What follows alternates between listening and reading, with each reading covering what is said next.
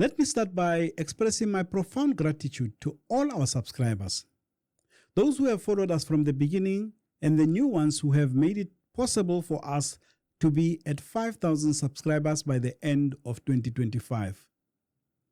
I do not take your support for granted. You motivate me to work even harder to bring you analysis that is second to none. Thank you, thank you, thank you. And now, in today's world, powerful countries often act outside their own borders and are not always held accountable. They talk a lot about democracy, even while they quietly ignore or weaken the very values they claim to stand for. International law, sovereignty, and human rights are no longer just ideas discussed in books. They now directly affect real wars, international relations, and the future of entire countries. Today's episode interrogates the gap between what powerful states preach and what they practice, and why these contradictions matter profoundly to the global South. Hello everyone, welcome back to Joe Talks Politics. I am your host, Joseph Musia. Let's get right into this.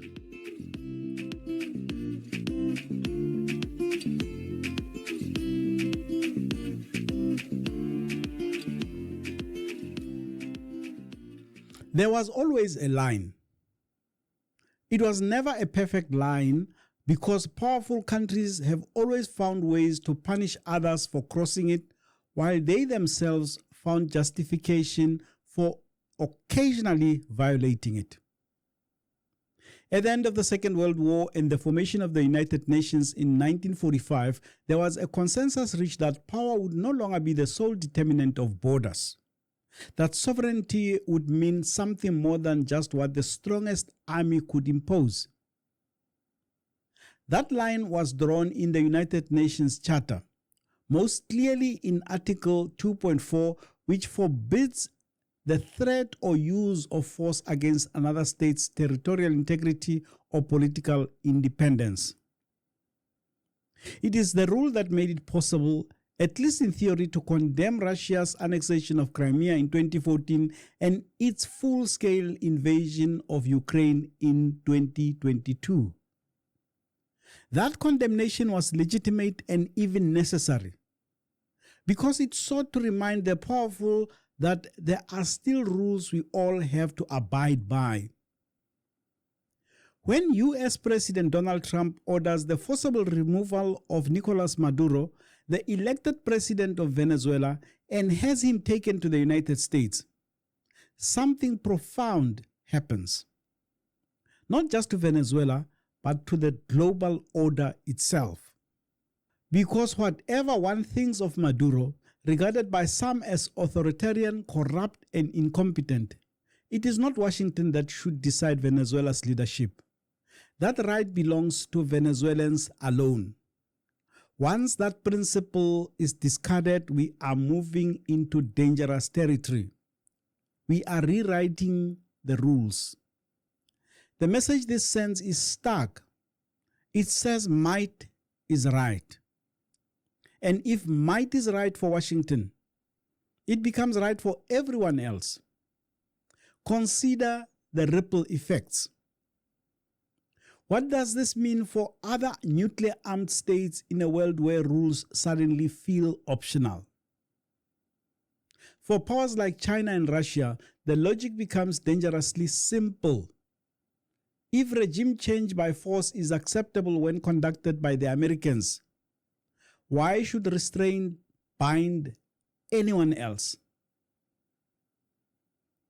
The tragedy is that international law has always depended less on enforcement than on shared belief. The moment the most powerful actor treats those rules as optional, they begin to dissolve everywhere else. Smaller states, especially militarily weaker ones, learn a brutal lesson. Security does not come from law, diplomacy, or multilateralism. You either have a deterrence or you submit. What does all this mean for a country that voluntarily disarmed? A country that dismantled its nuclear weapons in good faith, believing that the post-Cold War world would reward restraint and legality. When the Trump administration falsely accuses South Africa of committing genocide against Afrikaners, this is not merely irresponsible rhetoric. It is a narrative construction. And in modern geopolitics, narratives precede coercion. Sanctions follow narratives. Isolation follows narratives. And increasingly, force itself follows narratives. The uncomfortable truth is this: countries with nuclear weapons have purchased an insurance policy against regime change. Not because they are moral, democratic, or lawful, but because they can retaliate. North Korea is not left alone because it is virtuous. It is left alone because it is dangerous. And that is the lesson the world is now relearning. Deterrence works. Because if Venezuela had the bomb, Maduro would still be in Caracas, with Trump trying to find ways to befriend him. And we all know another truth that polite diplomacy rarely admits. While the West condemns Russia's invasion of Ukraine, the primary reason NATO troops are not marching on Moscow or even directly entering Ukraine is because Russia is a nuclear-armed superpower. Nuclear weapons do not make a country moral. They make it untouchable. That is the lesson weaker states are now absorbing. The question still remains: should South Africa be concerned? Will South Africa soon be in the crosshairs of the most powerful military in the world? President Cyril Ramaphosa has understandably tried to play this narrative down. No, I'm not worried about an invasion to South Africa, not at all. I think we are way far from anything like that. And in the end, the United States is an important country in the world. And we have always believed that any differences with whichever country, including the United States, needs to be discussed. We need to sit down and find solutions. And we follow the Madiba doctrine. But the rest of us cannot afford to ignore it. Listen to White House Deputy Chief of Staff Stephen Miller talk about Greenland. He's widely regarded as the architect of Trump's hardline domestic and immigration policies. Some have described him as Trump's brain. So you can't take it off the table that the U.S. would use military force to seize Greenland. The United States should have Greenland as part of the United States. There's no need to even think or talk about this in the context that you're asking of a military operation. Nobody's going to fight the United States militarily over the future of Greenland. It has been the formal position of the U.S. government since the beginning of this administration, frankly, going back into the previous Trump administration, that Greenland should be part of the United States. The president has been very clear about that. That is the formal position of the U.S. government. If territorial integrity and sovereignty can be dismissed and borders become negotiable, then no relationship is immune. So, has the United States gone rogue? What we may be witnessing is something more dangerous. A superpower discarding the discipline of restraint, no longer feeling compelled to justify its actions within a genuinely rules-based framework. And when law loses credibility, force fills the vacuum. That is how arms races begin. That is how nuclear proliferation becomes rational.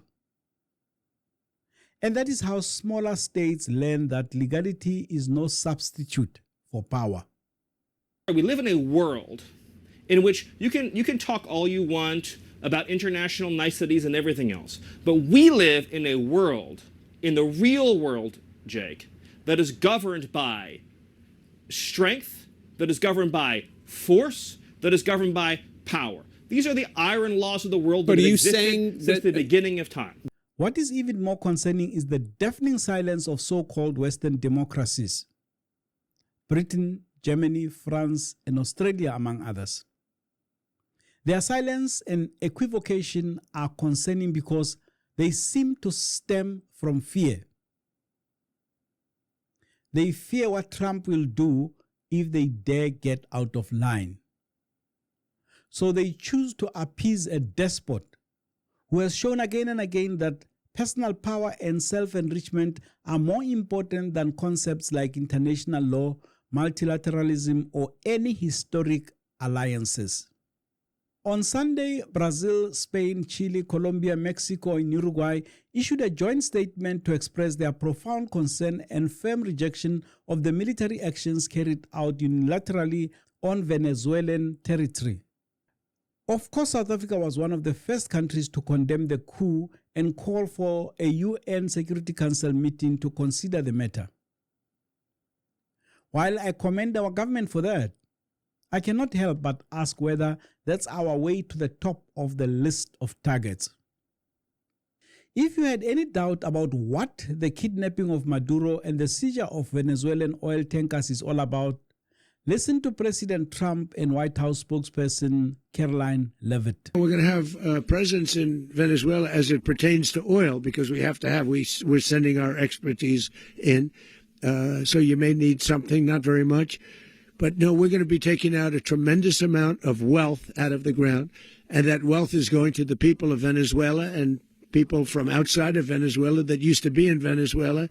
And it goes also to the United States of America in the form of reimbursement for the damages caused us by that country. Announced last night, this was the sanctioned oil that was basically just sitting in barrels, sitting on ships because of the effective quarantine of the United States of America. And the interim authorities have agreed to release that oil to the United States, so it will be arriving here at home very soon. The United States government has already begun marketing Venezuelan crude oil in the global marketplace for the benefit of the United States, engaged the world's leading commodity marketers, key banks to execute and provide financial support for these crude oil and crude product sales.